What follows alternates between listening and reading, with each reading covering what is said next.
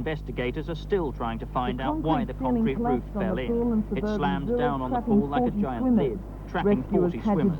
Rescue workers used cutting equipment to get through the steel and concrete. Scuba dived as the night wore on. 12 bodies were removed. Everest is throwing the very worst weather it's got at the British team. Fierce freezing winds one moment, soft, thick, powdery snow the next. Enough to keep the team pinned down at advanced base camp. Everyone was driven back down again in a very uncomfortable retreat. Been some progress. CARE says it's now considering some kind of participation in cross-border operations to feed those who are still not getting help, and the U.S. government is considering logistical support.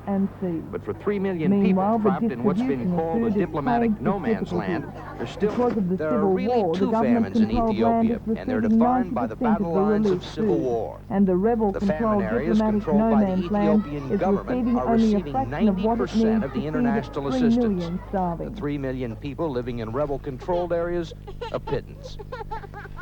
There's literally...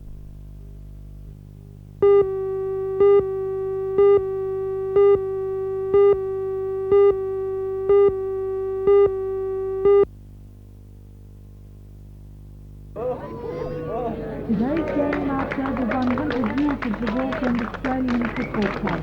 The club originated in 1883 due to the efforts of the three famous Guide brothers. 1885 was the most memorable year for the team. They were premiers of Newcastle as well as the colony of New South Wales. However, during the years of the Depression, the team was abandoned and was not reformed until 1979. The Black Diamond Trophy, which the club won in 1888, is recognised as the oldest sporting trophy still in use in Australia. Today's game celebrates the return of the Wall's End Club to the modern era. The club hopes to add another successful chapter to its history by returning the cup to what the club says is its rightful owners.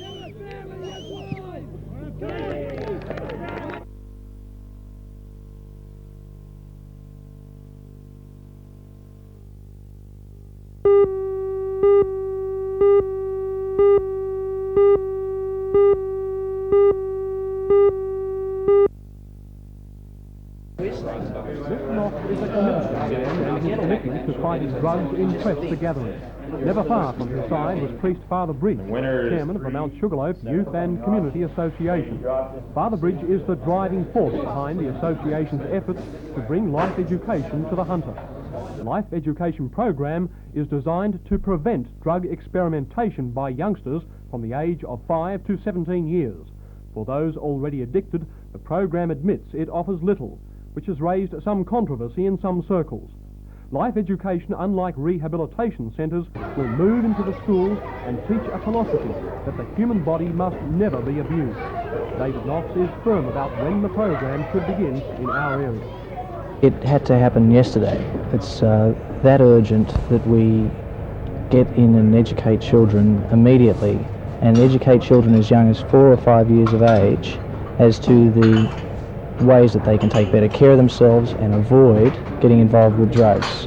It is essential that we get in now. The statistics show us that good percentages of children in the 9, 10, 11-year-old age bracket are in fact experimenting with drugs ranging from solvents all the way through to barbiturates.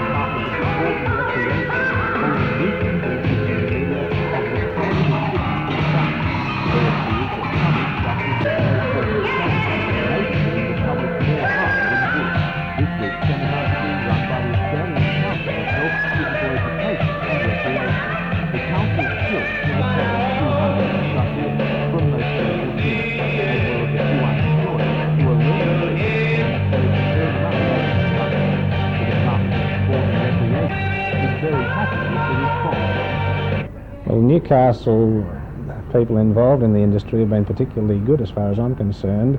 In most cases they've actually paid for their instructors to come along to these courses, and hopefully they'll accrue the benefits from their expertise.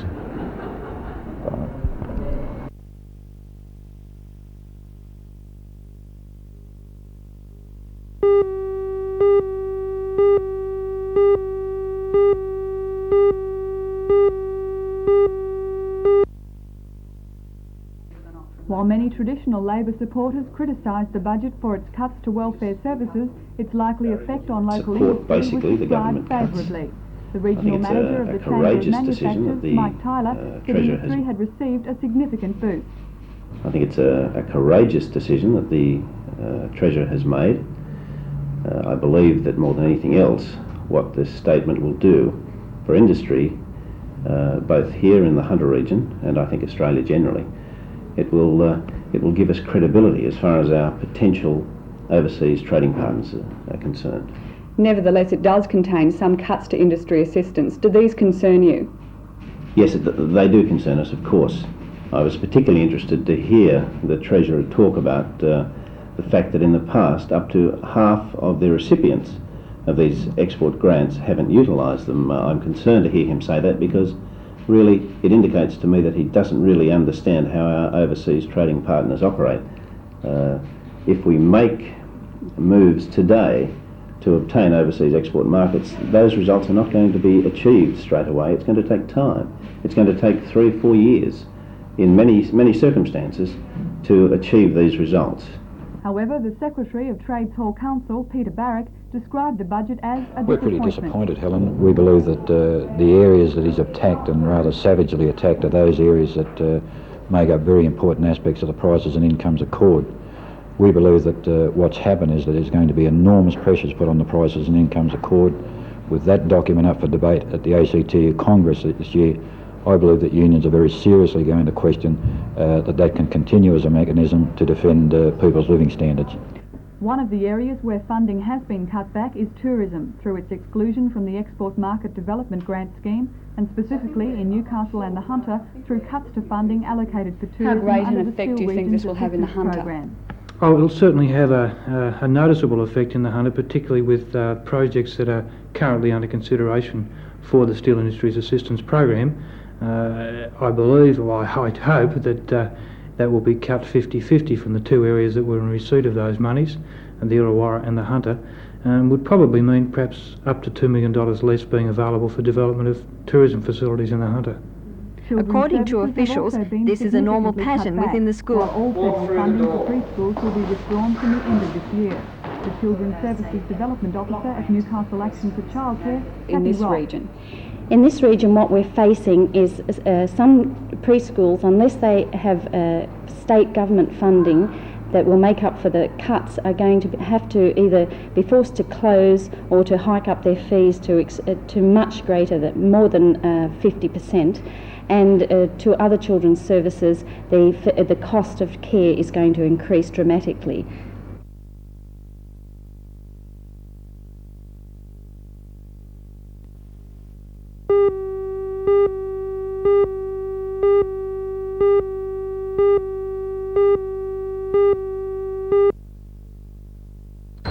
Since Monday, FBDFA members have been refusing to operate a new 27 cubic metre capacity front-end loader, saying it requires 2 drivers.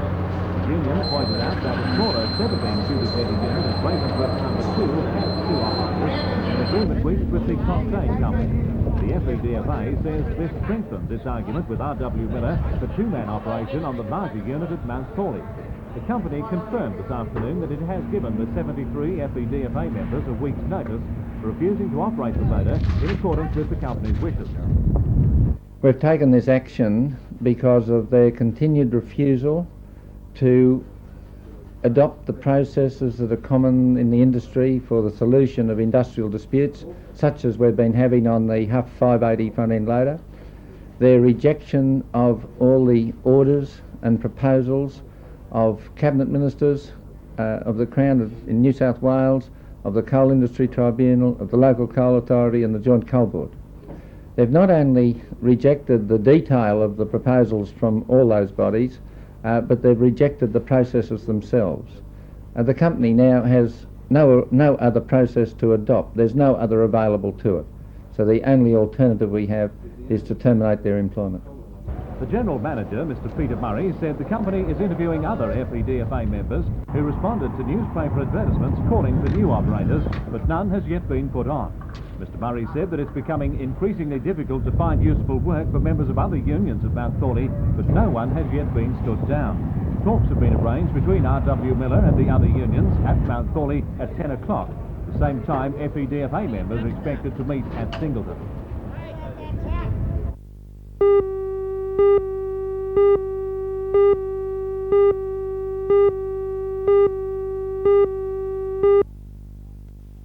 The problem of garbage trucks and dumps filling up too quickly has long plagued councils, and now Lake Macquarie City Council has decided to join its counterparts throughout the country in recycling. The council will ask residents to place bottles, cans and newspapers out on certain days for collection. Alderman Gordon Hughes. Primarily it's going to be a saving of natural resources.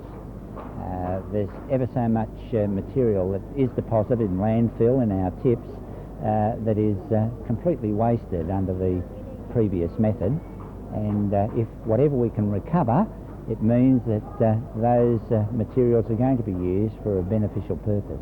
So what you're actually asking people to do is to sort through their garbage and find the things that can be recycled?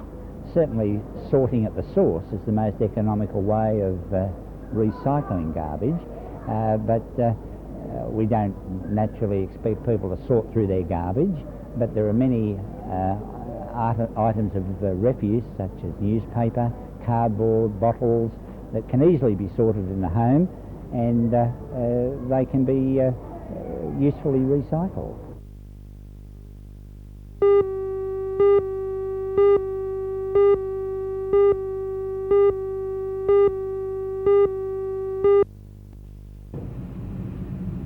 One of the major recipients is the planned Heritage Mall for Maitland. It will turn the area from Church and Charles Streets in High Street back some 150 years.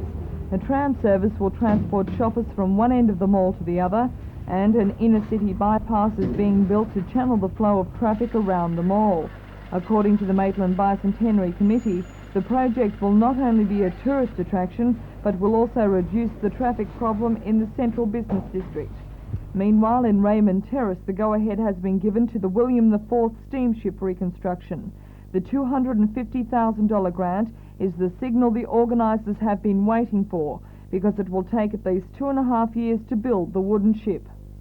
It's taken a lot of talking and meetings and voluntary support, and we're there, you know. What's the significance of the William IV?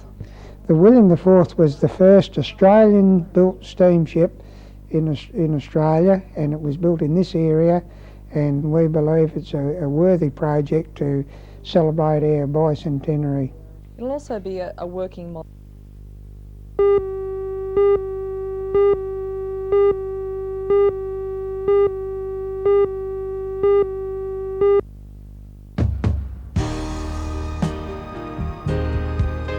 Over its 64-year history, the Archibald Prize for Portraiture has been fraught with controversy. Every year when the winner is announced at the New South Wales Art Gallery, there's a protest about the successful work's worthiness and eligibility for the prize. But as one looks at these paintings, it's hard to understand what all the fuss is about. Each has a special quality and highlights the definite characteristics of its subject. Works by noted painters such as Sir John Longstaff, Sir William Dobell, Joshua Smith and Sally Herman have been included in the 23-piece show. The Archibald Retrospective Exhibition will be on display at the Lake Macquarie Community Gallery from today until June 23rd.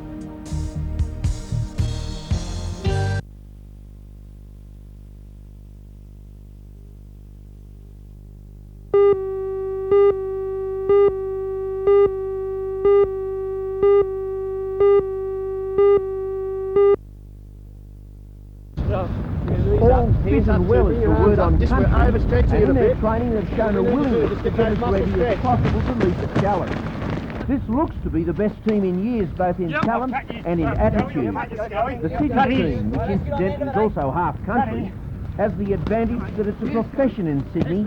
It's a sport in the bush. Supercoach Jack Gibson once said, "Let's not kid ourselves, it's all about money." And boom pops Speed Race agrees. Many of the public think that player from the same clubs playing one another is a little bit hard to swallow. Do you expect us to believe that you're going to give Benny Elias your best shot tomorrow, say? Yeah, of course. I'm going to be out there doing my best for myself and country and my teammates. You know, this is for a state jumper, and I'm sure Benny will be doing his best too, and the other blokes from Balmain. And I don't think they expect any favours off me, and I don't expect any favours off them, really. How do you see country's chances? I think country's got a good chance. You know, if keenness counts for anything, I think country got in with a real good show. And as a lot of people have been saying, this is probably the best countryside for a fair while, and they've picked 6 blokes from Sydney who are going to have a go, and I've talked to all the other blokes, and they're certainly going to have a go. So you know, there's 13 blokes out there, and there's 13 blokes on their side. So you know, they're all men too. So we'll just see how we go.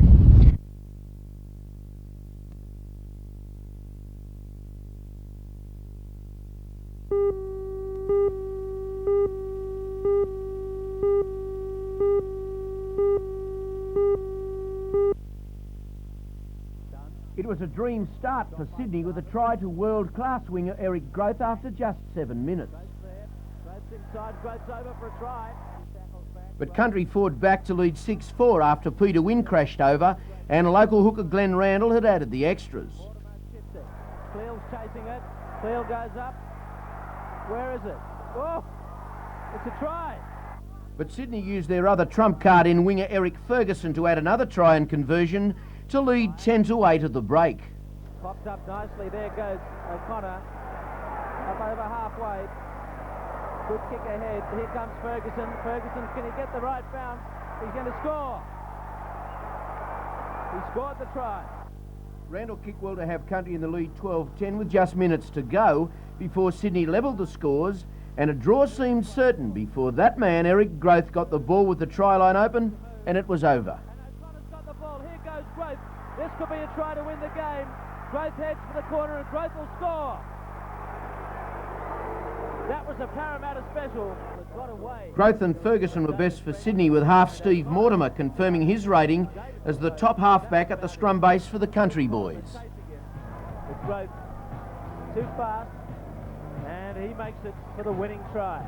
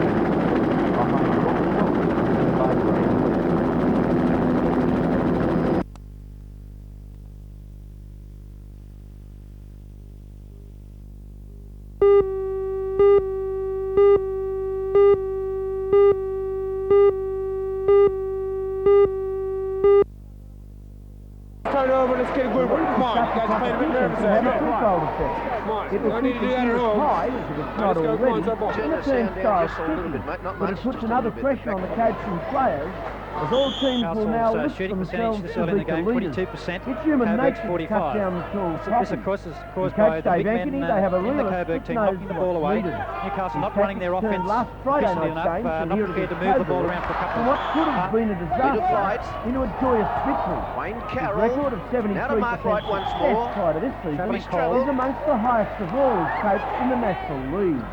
In review, the Falcons need to get into the habit of scoring a little more often. It's probably 4 or 5 minutes since they've done that. As Coach Dave Anke said, he wants a few passes on the... This year they already stand at Berg pressing on the scored basket. There's double teaming the ball. Stuart Beck gets the ball away nicely to Johnson. It's an overlap. Davies looking for a three-pointer.